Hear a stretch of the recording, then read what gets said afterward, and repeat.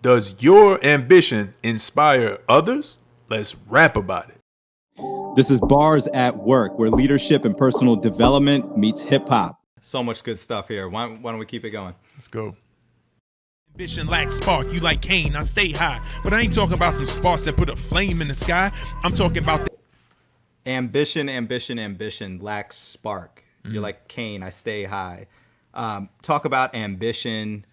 Is it good? Is it bad? When does it become detrimental to leadership? And but how can it also be a good thing in leadership? Yeah, man, words definitely matter. Ambition to me is drive. And so if I'm an ambitious person, I'm going to drive. I'm driving no matter what. I'm running through obstacles. That can be a positive trait. Mm-hmm. However, when you talk about being in a leadership role with ambition and drive, what you sometimes don't recognize is all the people that are in the vehicle with you as you're driving and may not realize, like, okay, why are we going this fast? Where are we going? And you're just making all the turns and you're not recognizing that the people that are moving with you are disconnected in some way.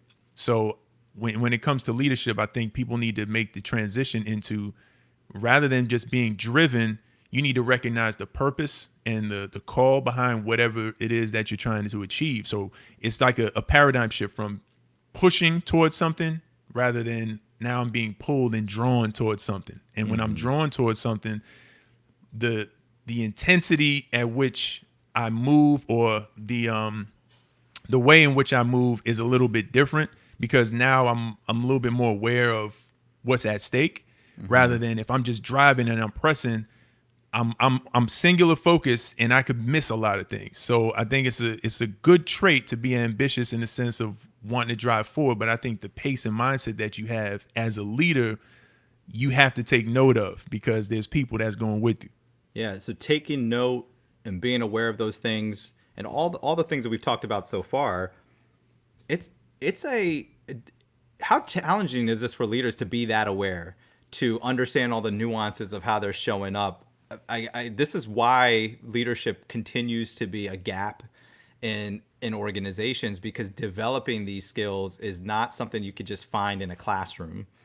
It's something that develops over time, and some people grow that awareness very quickly, and others, it just takes repeated experiences to come to those realizations and begin to understand how to nuance and flex their leadership for different times. Because there's times where you have to be directive, right? Yeah. And there's times where you have to make decisions and all those things. So it's not like either this or that, or a binary decision all the time. But sometimes there's nuances to this. So there's a lot of complexity of just leaders growing in this space. It is, man. It's difficult. Leadership is not an easy thing, and you have to definitely evolve into it and recognize that it's not. I'm not going to get the same results doing what I was doing when I wasn't, leading people.